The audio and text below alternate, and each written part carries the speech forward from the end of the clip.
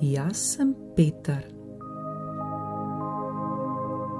Zgodba o moškem, ki je lagal, ko je govoril resnico, in njena zasukana logika, se pravi možnost, da govoriš resnico, čeprav govoriš neresnico, je nazadnje le spremenila nekatera moja pojmovanja. Jorge, to je grozno, sem rekel. Tako resnica postane povsem subjektivna, pa tudi relativna.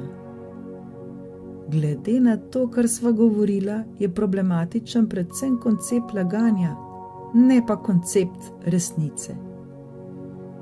Resnica je lahko še vedno absolutna, če tudi priznamo, da tedaj, ko trdimo nekaj neresničnega, še ne lažemo.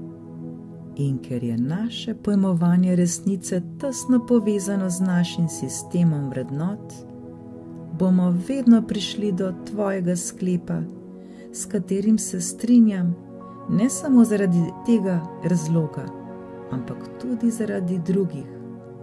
Resnica je relativna in subjektivna, poleg tega pa naj dodam še spremenljiva in delna. To drži, sem priznal, vendar v ničemer ne spreminja tega, kar sem prej rekel. Moti me, da mi lažejo. Naj povem drugače, naj bo res ali ne. Me moti, da mi nekaj rečejo, pri tem pa vedo, da to ni res. Pa četudi je to govorčeva relativna, subjektivna in delna resnica. Zelo me moti, da mi lažejo. Zakaj pa misliš, da ti lažejo? Spet, sem vprašal, spet isto. Vprašati te hočem, zakaj misliš, da lažejo tebi. Kako to misliš? Saj meni izrečejo laž, ne? Sem rekel jezno. Nikar se ne jezi, meni se zdi, da ko nekdo laže, laže. Se pravi, ne laže tebi ali meni, preprosto laže. In v najboljšem primeru laže sebi. Res? Ja, zakaj nekdo laže, Demijan, pomisli, zakaj laže? Kaj pa vem, 1000 razlogov je lahko. Povej mi enega, tistega, zaradi katerega si se razjezil. Da bi prikril nekaj, kar je storil narobe. Zakaj pa? Da ga drugi ne bi sodili. In zakaj tega ne bi rad? Ker ve, da bi ga drugi obsodili. In zakaj noče, da bi ga obsodili? Ker mu zanj ni vseeno. In ker zato noče plačati cene. Tako je, ker noče prevzeti odgovornosti. Seveda. Dobro, reciva, da je to razlog za 99% laži. Verjetno je res tako. Dobro, in kako tisti, ki laže, ve, da bo on odgovoren? Kdo je odločil, da je odgovoren on? Nihče. On sam. Tako je, on sam. In? Mar ne razumeš? Tisti, ki se zlaže, se ne boji posledic tuje obsodbe, niti kazni, ki temu sledi. Lažnivec je že sam razsodil in se tudi obsodil. Razumeš? O zadevi je že razsojeno. Kdor laže, se skriva pred lastno razsodbo, obsodbo in pred lastno odgovornostjo. Kot sem ti rekel, težava ni v drugem, pač pa v tistem, ki laže. Kar zgrozil sem se. Vse to je držalo, to sem vedel, ker sem opazoval druge, pa tudi iz lastne izkušnje. Lagal sem, ko sem razsodil in se obsodil. ampak je vseeno res, da mi laže. Tako res, kot je moja mama pravila o mojem bratu. V narekovaju nič mi ne je. Moj brat ji ni jedel mesa, ni ji jedel juhe, niti poskusil ji ni.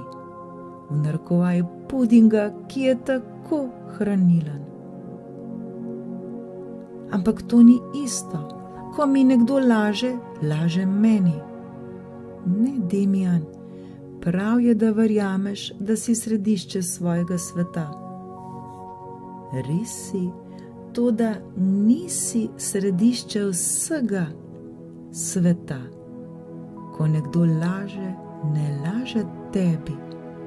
To počne, ker se je tako odločil, ker mu to pride prav in ker se mu je tako zahotelo. To je njegova pravica. Če rečeš, da ti laže, je to avtoreferencialni delirij, v katerem človek problem drugega pripiše sebi. Nikar ne počni tega. Toda to je res njegov problem. Ko nekdo laže, da mu ni treba prevzeti odgovornosti, je to že simptomatsko. Kolikokrat sva se prepričala, da nevroza ni nič drugega kot to, da nočemo odrasti, da skušamo ubežati odgovornosti, ki jo prinaša odraslost. Ne vem, o tem moram premisliti. Toda v vsakdanjem življenju imajo korist tisti, ki lažejo, ne pa tisti, ki zaradi tega trpijo. Če tudi bi to držalo, pravičnost nima nikakršne zveze z zdravjem. Poleg tega pa je vse odvisno od tega, kaj zate pomeni korist. Če dosežeš, da je nekaj takšno, kot si želiš, in ne takšno, kot ti manj ustreza, to je korist. Z lažjo je težko doseči, da bi se kaj spremenilo. Mislim, da lažnivec lahko le za nekaj časa doseže, da so stvari videti takšne, kot ustreza njemu, čeprav v sebi ve, da je to napačno, izmišljeno, samo kulisa, ki temelji na njegovi laži. Saj ne lažemo zaradi tega, ali pa se tega vsaj ne zavedamo. Zdi se mi, da sam, ko lažem, skušam prevzeti nadzor nad situacijo. Se pravi, da gre za moč. Ja, po svoje tudi. Jaz sem tisti, ki vse skozi pozna resnico. Zaradi mene si nekaj naredil. Jaz te ukanem, jaz te ogoljufam, jaz ti naredim krivico. To je sprevržena moč, ampak na koncu vseeno moč. Ti povem zgodbo. Jorge mi že dolgo ni povedal zgodbe. Kar daj. No, bolj zgodbica je. Takole pravi.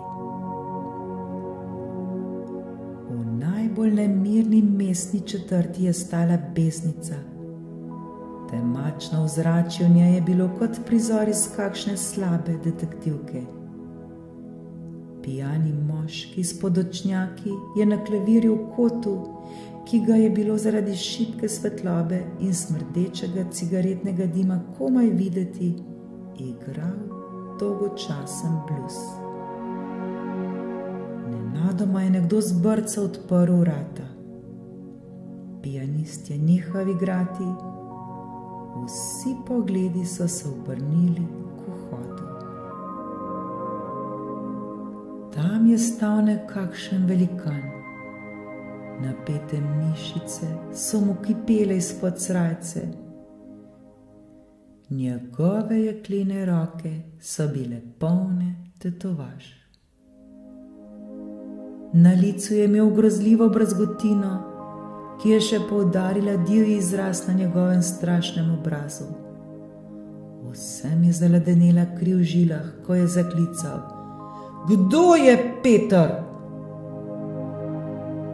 V beznici je zavladala gosta, mučna tišina. Velikan je naredil 2 koraka, pograbil stol in ga zagnal v ogledalo. Kdo je Peter? Je ponovno zaklical. Pri eni od stranskih mis je ostal droben možič z očali, odrinil stol in tiho stopil k orjaku. Skoraj neslišnim glasom je zašepetal: Jaz sem Peter.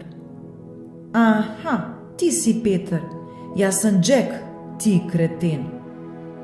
Z eno roko ga je dvignil v zrak in ga vrgel v ogledalo. Dvignil ga je in ga tako močno udaril, da se je zdelo, da mu bo odtrgal glavo. Potem mu je zdrobil očala, uničil mu je obleko, nazadnje ga je še vrgel po tleh in mu skočil na trebuh.